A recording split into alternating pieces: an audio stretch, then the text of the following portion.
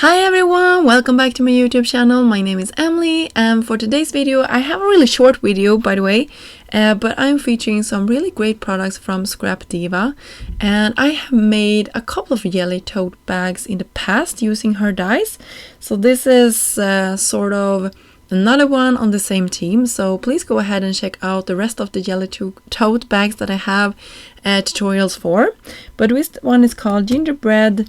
No, sorry. This one is called 3D Gingerbread Jelly Tote, and it's really cute. You can see all of the gingerbread breads that pop out throughout this design. You can definitely use them in shakers. I saved mine and had them in a little ball here on my desk, so I will be using them hopefully in coming projects. Sorry.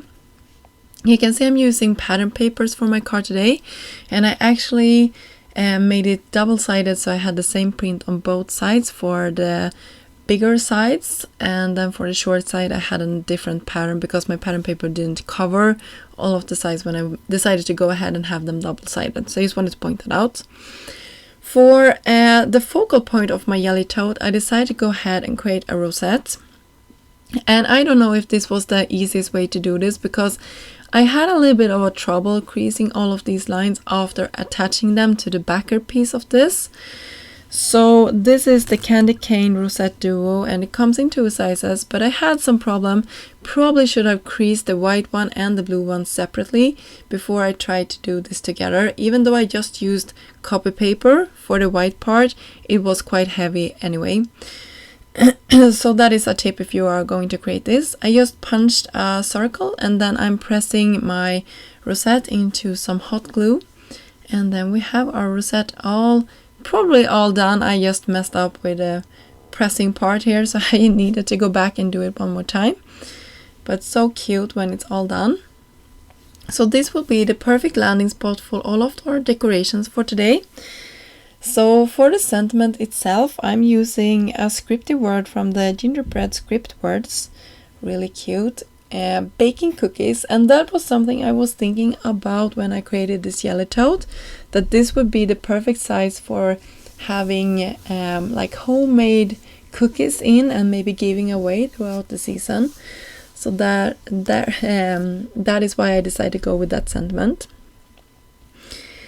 From this collection of pattern papers, I also found some ephemera and chipboards, so I just used those, but you can definitely use anything that you have in your stash already.